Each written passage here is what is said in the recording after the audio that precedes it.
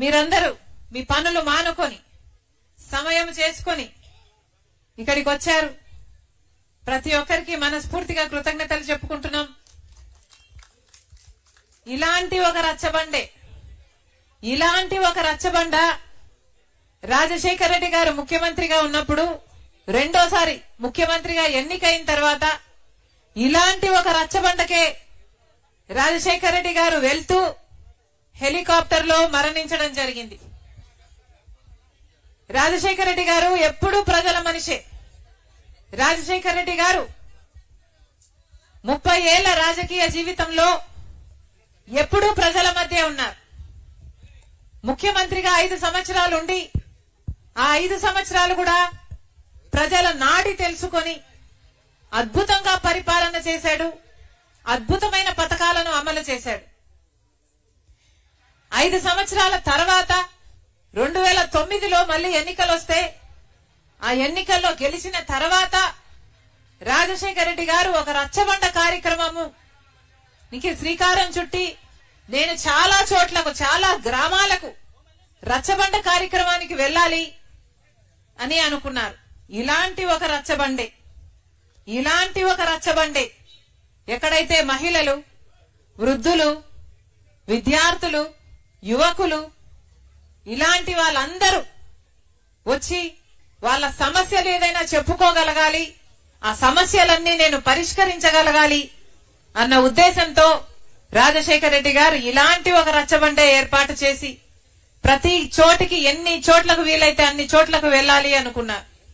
ఆ రోజు రాజశేఖర రెడ్డి గారు నాతో చెప్పిన మాట, బిడ్డ నేను రచ్చబండకు వెళ్తున్నాను, రచ్చబండలో ప్రజలను కలవాలి, ఆ ప్రజలకు ఇంకా ఏమైనా సమస్యలు ఉన్నాయా అంటే ఒక చెయ్యి కూడా లేవకున్నంతగా నేను అన్ని సమస్యలను పరిష్కరించాలి.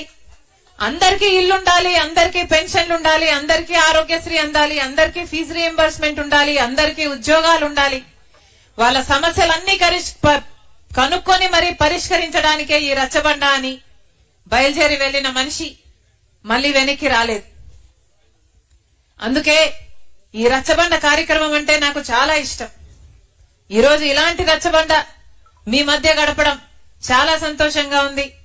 రచ్చబండ అంటే మేం మాట్లాడడం కాదు, రచ్చబండ అంటే ప్రజలు మాట్లాడడం, మీరు మాట్లాడడం, మీకున్న సమస్యల గురించి, ప్రభుత్వం నుంచి మీకు ఇంకా ఏమి అందలేదో, మీకు ఇల్లు అందలేదా, మీకు వ్యవసాయం ఎలా ఉంది, మీ బిడ్డలకు ఉద్యోగాలు ఎలా ఉన్నాయి, మీ బతుకులు ఎలా ఉన్నాయి, ఇవన్నీ మీరు మాట్లాడితే సమాజం వినడానికే ఈ రచ్చబండ.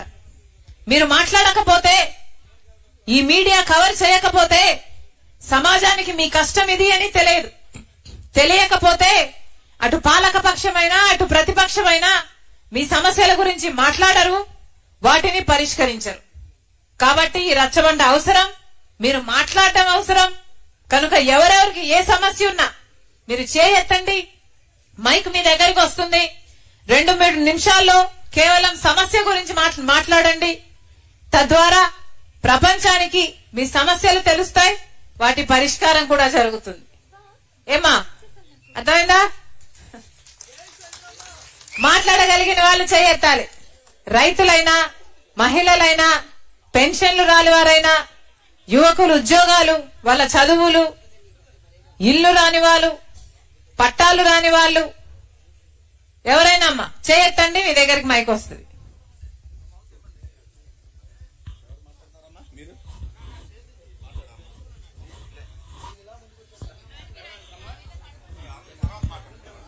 చెప్పండి, ఎవరు మాట్లాడతారమ్మా?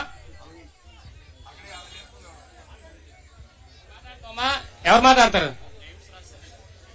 అమ్మా? చెయ్యొత్తండి అమ్మా, చెయ్యొత్తండి. ఎవరు మాట్లాడతారు?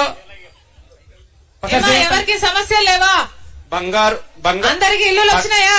బంగారు చెల్లయ్యమ్మ ఇల్లులు వచ్చినాయా తల్లి? బంగారు చెల్లయ్యమ్మ. అందరికి పెన్షన్లు వస్తున్నాయా? అందరికి ఉద్యోగాలు వచ్చినాయమ్మా బిడ్డలకు? ఇక్కడ మాట్లాడతారట, ఒక్క నిమిషం మేడం.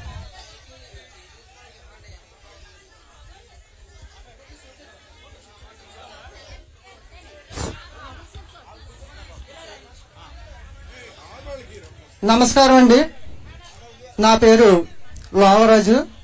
గొలుగొండ మండలం నర్సీపట్నం నియోజకవర్గం చిడివాళ్ళ పంచాయతీకి సంబంధించిన నేను ఒక ఓటర్ని.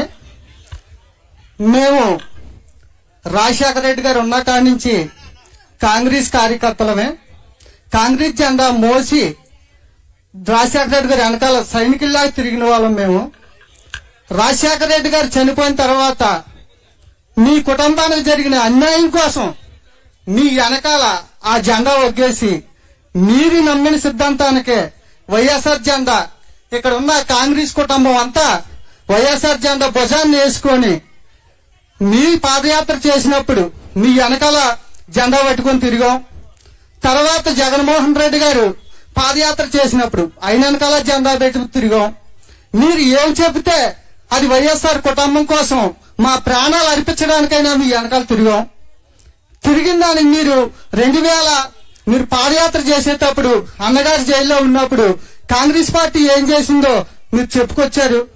మీ మాటలకి ఏ కార్యకర్త కూడా వెనక జరగకుండా రాజశేఖర రెడ్డి కుటుంబానికి ఇంత అన్యాయం జరిగితే సామాజిక కార్యకర్తలుగా మన పరిస్థితి ఏంటని ప్రతి కుటుంబం కాంగ్రెస్ కుటుంబం వైఎస్ఆర్ కుటుంబం అయింది.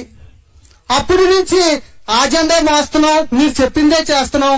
జగన్మోహన్ రెడ్డి గారి పరిపాలనలో ప్రతి పేదవారు అందరూ సుభిక్షంగా ఉన్నారు.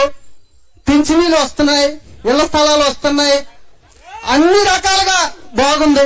ఈ రోజు మళ్ళీ మీరు కాంగ్రెస్ పార్టీలో రాజశేఖర రెడ్డి గారి పేరు ఛార్జ్షీట్ లో చేర్చారని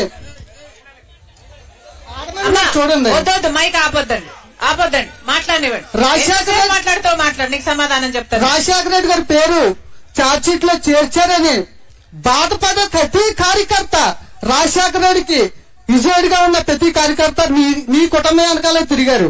మళ్ళీ ఈ రోజు మీరు ఆ పాలన బాగోలేదు, మళ్ళీ కాంగ్రెసే రావాలంటున్నారు. దానికి మీ సొల్యూషన్ చెప్తే అందరూ ఆలకిస్తారని కోరుతున్నాను. వెరీ గుడ్, చాలా బాగా మాట్లాడావమ్మా, వెరీ గుడ్. ఇంకెవరైనా మాట్లాడతారమ్మా?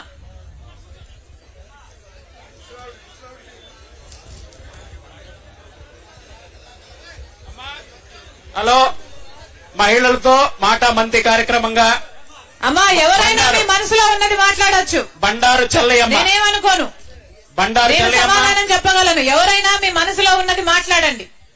బండారు చెల్లయ్యమ్మ ఎక్కడున్నారమ్మా? శెట్టి